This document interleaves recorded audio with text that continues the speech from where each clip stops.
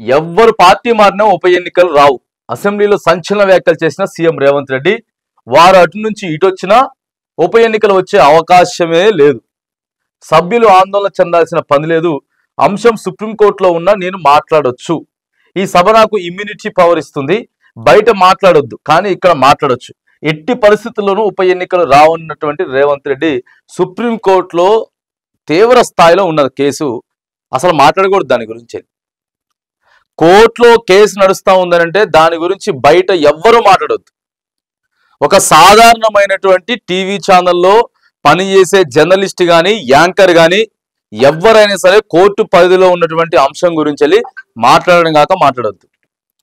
ముఖ్యమంత్రి స్థాయిలో ఉండి ముఖ్యమంత్రి గారు అసెంబ్లీలో ఇగో చూడండి మాట్లాడారు. మరి దేనికి సంకేతం ఇది? అంటే రాజ్యాంగానికి విరుద్ధంగా చేసినటువంటి పనులు చర్యలు ఏవైతే ఉన్నాయో మరి వాటిని ఇప్పుడు ముఖ్యమంత్రి గారు సమర్థిస్తున్నట్లా ఎట్లా? కోర్టు ఏమో రాజ్యాంగానికి విరుద్ధంగా మరి చేసిండ్రు, ఎమ్మెల్యేలు పార్టీ మారిండ్రు, ఇది కరెక్ట్ కాదు అని చెప్పి కోర్టులు చెప్తా ఉన్నాయి, చట్టాలు న్యాయస్థానాలు చెప్తా ఉన్నాయి. ఈడేమో ముఖ్యమంత్రి గారు ఏం కాదు చెయ్యి, మా ఎటైనా మారొచ్చు, అటోళ్ళు ఇటు పోవచ్చు, ఇటోళ్ళు అడిపోవచ్చు, ఏ వచ్చినా ఎన్నికలు అయితే రావు, ఇదంతా ట్రాష్, జరగని పని, ఇదంతా టైంపాస్ కోసం ముందుకు పోతా ఉంటుంది, ఇట్లనే వాయిదాల మీద వాయిదాలకు ముందుకు పోతా ఉంటుంది అని చెప్పి సార్ ఎట్లా మాట్లాడుతాడండి సభలో? మరి కాంట్రవర్సీకి కేర్ ఆఫ్ గా మారారు ముఖ్యమంత్రి రేవంత్ రెడ్డి. మరోసారి సుప్రీంకోర్టు అంశాన్ని కోర్టు పరిధి దాటి మాట్లాడారు. పార్టీ మారిన ఎమ్మెల్యేలను ఉద్దేశించి సభలో వివాదాస్పద వ్యాఖ్యలు చేశారు. రాష్ట్రంలో అసలు ఉప ఎన్నికలు రానేరావు, వచ్చే అవకాశం ఏ మాత్రం లేదు అని మాట్లాడారు. మరి మొన్నసారి మరి స్టేషన్ గన్పూర్లో రేపు మాపు రాబోయేటటువంటి ఎన్నికల గురించి అని చెప్పి ఎందుకు మాట్లాడండి? మరి దాని వెనుకున్నది ఏంటిది? ఎప్పుడో 3.5 సంవత్సరాల తర్వాత ఉన్నటువంటి ఎన్నికలకి ఆ మాట ఎందుకు మాట్లాడండి మరి సారు? మళ్ళీ ఇక్కడ ఒక మాట, అటు వారు ఇటు వచ్చినా ఉప ఎన్నికలు రావు అని వ్యాఖ్యానించారు. ఓవైపు ఎమ్మెల్యేల ఫిరాయింపు కేసును సుప్రీంకోర్టు సీరియస్ గా తీసుకుంది. రీజనబుల్ టైం అంటే ఏంటి? ఆ పేరుతో స్పీకర్ కాలయాపన చేయడాన్ని తీవ్రంగా పరిగణించి ఆ రీజనబుల్ టైం ను ఫిక్స్ చేసే పనిలో ఉంది. ఇప్పటికే పిటిషన్ తరపు వాదనలు పూర్తయ్యాయి. ఏప్రిల్ 2న స్పీకర్, రాష్ట్ర ప్రభుత్వం, పార్టీ మారిన ఎమ్మెల్యేల తరపున వాదనలు వినిపించనున్నారు. అనంతరం ఫిరాయింపులకు సంబంధించిన కీలక తీర్పు రానుంది. ఈ నేపథ్యంలో బుధవారం అసెంబ్లీలో ముఖ్యమంత్రి రేవంత్ రెడ్డి చేసినటువంటి వ్యాఖ్యలు వివాదాస్పదంగా మారాయి. మాట్లాడకూడదండి, ఆ మాటలు మాట్లాడకూడదు.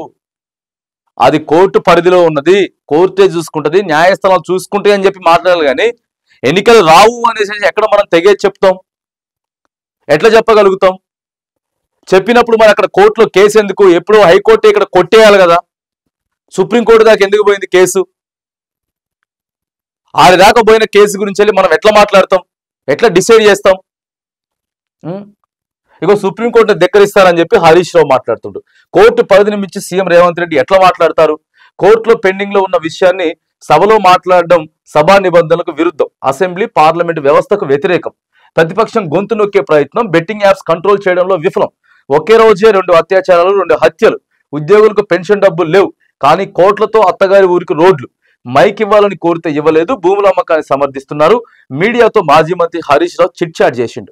సో ఎట్లా మాట్లాడతారు? కోర్టులో జరుగుతున్నటువంటి ధిక్కరిస్తారా? కోర్టు పరిధిని ఎట్లా ధిక్కరిస్తారని చెప్పి మాట్లాడుతున్నాడు. వాస్తవం అది. మరి ముఖ్యమంత్రి గారు ఎందుకు మాట్లాడుతున్నారో ఏం మాట్లాడుతున్నారో తెలియదు. కానీ సార్ మరి మీరే పోయి డైరెక్ట్ గా సీదా చెప్పండి, సుప్రీంకోర్టుకి చెప్పండి మీరే, ఎన్నికలు రావు, ఇదంతా అసలు జరగని పని, అటోళ్ళు ఇటు మారినా ఇటోళ్ళు అటు మాట్లాడినా జరగదని చెప్పి అక్కడ కోర్టు మొత్తం మీరు వెళ్ళి మాట్లాడి కొట్టేపించుకొని వచ్చేసేయండి, అయిపోయింది. మరి ఇంకెందుకు? ఇంకా చట్టాలు ఎందుకు, న్యాయస్థానాలు ఎందుకు, లాయర్లు ఎందుకు, రాజ్యాంగం ఎందుకు? అన్ని మనమే డిసైడ్ చేసేస్తే.